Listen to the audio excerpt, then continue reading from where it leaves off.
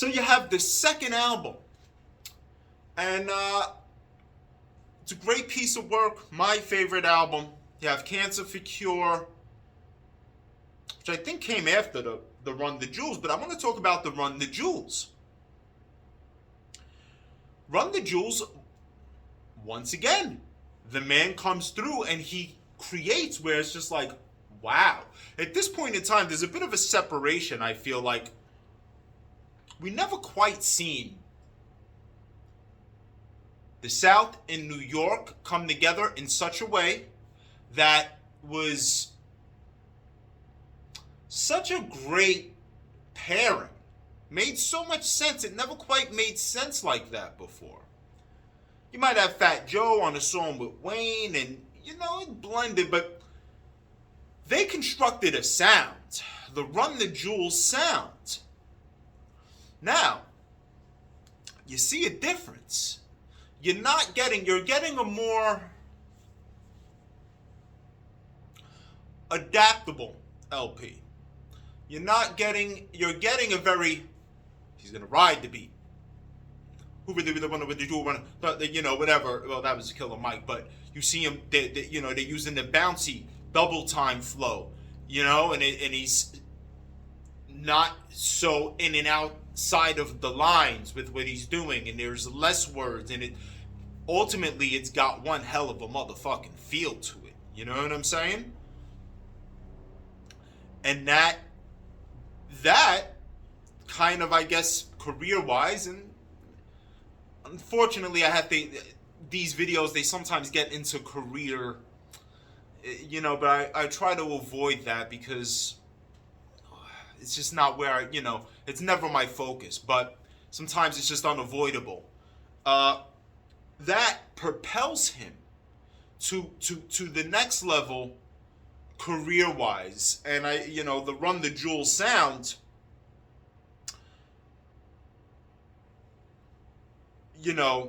created by LP, the voice of Killer Mike, the presence is probably the main ingredient. Like the I shouldn't say main ingredient, but it's why you're ordering from this Indian spot, not the other Indian spot. So it's like,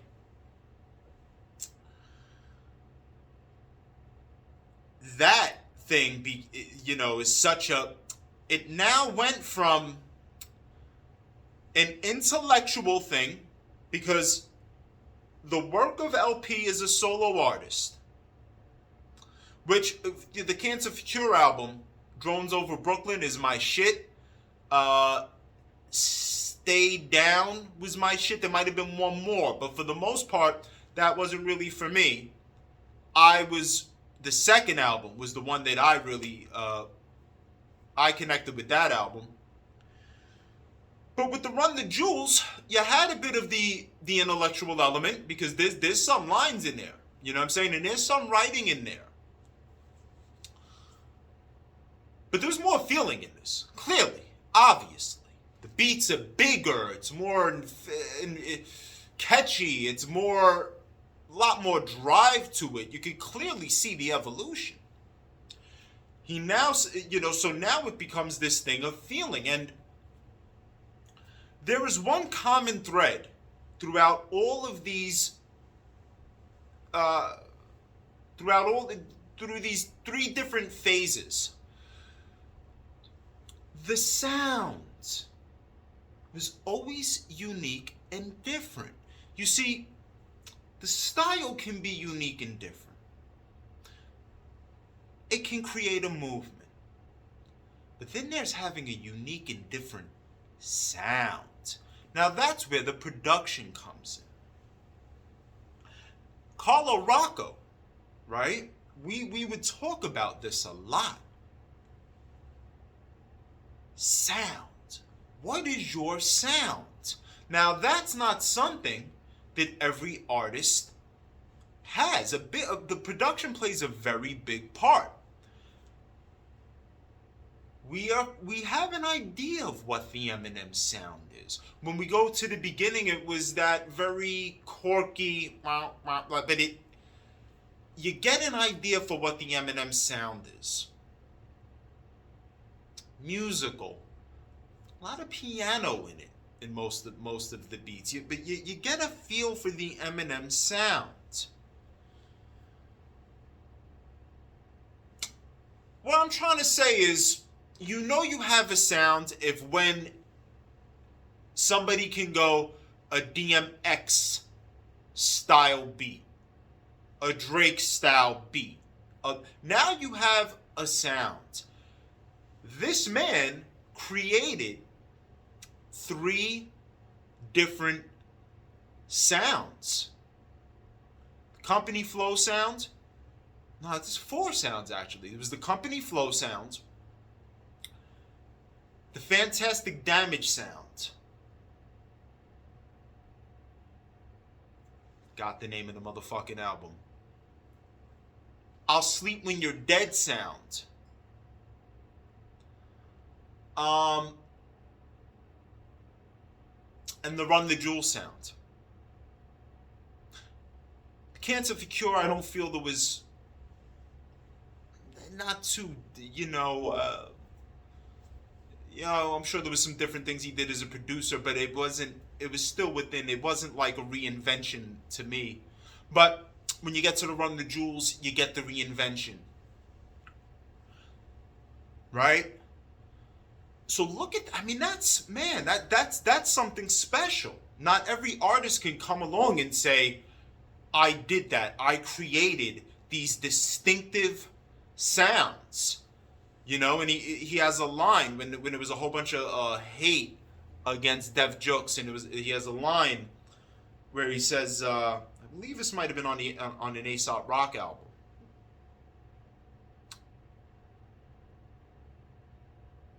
Yes, or it was just like a free a one-off song. But he said something like innovating the, no, I don't think it was a one-off song. Innovating the styles to make biters look like imposters. Innovating the styles to make biters look like imposters. True words. Very much so. Innovated those styles. So, that's my LP video.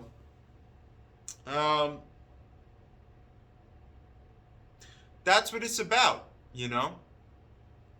And if I had to, because I like to keep it at 10 minutes, but I got 2 minutes to go, no shorter than 10.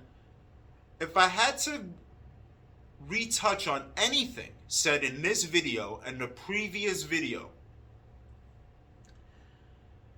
don't be afraid to go all the way with something.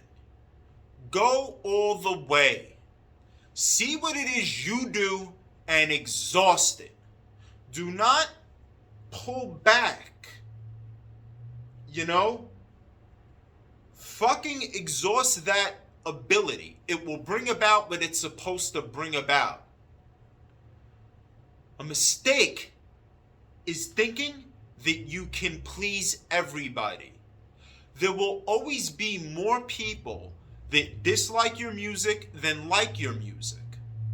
Because for however many people in the world bought a Michael Jackson album, there were more people in the world who didn't buy a Michael Jackson album.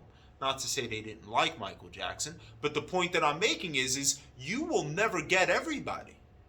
Find what you do and only you can do.